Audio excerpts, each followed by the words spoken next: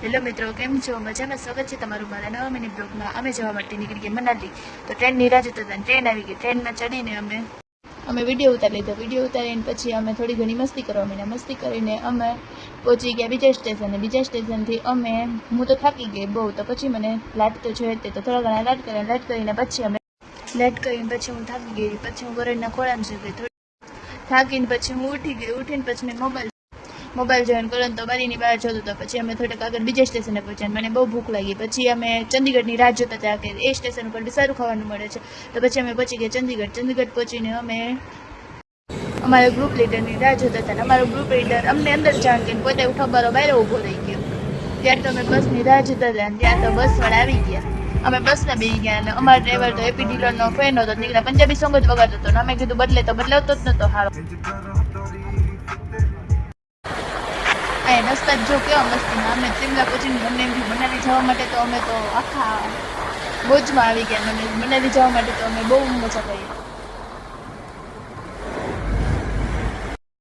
ત્યાં જોયું બધાના ખૂણામાં અને આડાવડા ઘણા લોકોને બીક નહીં લાગતી હોય કે પડવા.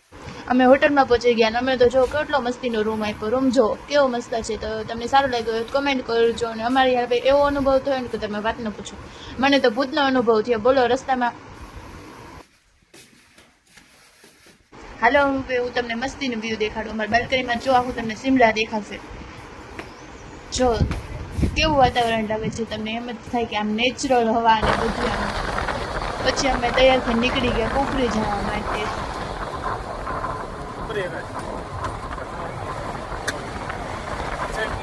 રસ્તા જો કેવા આડાવડા. અમને તો એવું લાગે તમે નીચે જ પડી જઈશું, પણ અમારો ડ્રાઈવર બહુ હેવી હતો ને એટલે તો અમને કુફરી પહોંચીને ખબર પડી કે ઉપર 3 કિલોમીટર તો હાલીને જવાનું હોય. કાદવવાળો રસ્તો હતો. તમે કરન ઘોડા નથી કર્યા. તમે ઘોડામાં બેસીને હવે ઉપર જઈશું. હાલો હવે તો હું તમને ઉપરનો બધો વ્યૂ ને બધું દેખાડું. હું ઘોડામાં જ બેસી ગયા, પણ મને બહુ બીક લાગતી. કેમ કે અમારી બેને તો એવો લાડવો ખાધો ને તો ઘોડામાં કીચડમાં પડ્યા. તો મને બીક તો લાગે જ ત્યાં. પછી હારે એક ડ્રાઈવર હતો ને, એ ડ્રાઈવર જ કે ઘોડે સવારી ચલાવતો હતો ને, હું તો એને હારે રાખું કે પકડીને રાખો મારો ઘોડો. ચાલો તમે વિડીયોમાં જોવો ને કેવો પકડી રાખ્યો એને ઘોડો. મને તો એવું લાગ્યું ઘોડો નીચે પડશે. ઘોડો તો આપણા કરતા સમજદાર હતો. એ તો સીધો જવા જ દે. મને એમ લાગે ખાઈમાં ન પડે થારું, પણ એને એનો જીવલ હોય. જો ક્યાંથી ટર્ન લીધો. મને તો એમ લાગ્યું હમણાં ખાઈમાં ખાબકશે, પણ જો કેવી રીતે એ તો હાલે. મને તો બીક લાગતી. જો દેખાય ને તમને છે કિનારે હલાવે ઘોડો બાકી એમ હતો. પછી અમે ઝીપલાઇન કરી. ઝીપલાઇનમાં કરંટ તો બધાને કોઈલા પહોંચી ગયો. મને તો બીક લાગતી હતી. મારું જોયું ને ડાયરેક્ટ આગળ નીકળી ગયો. તો મને બીક લાગતી. મેં કીધું હું નથી જતી. હું તો પાછી ન જીપમાં જતી રહું. તો પછી તો ન હોય તો કરવી જ પડે, કેમ કે બીજો કોઈ ઉપાય જ નતો. એ રસ્તો જીપલાઇન વાળો.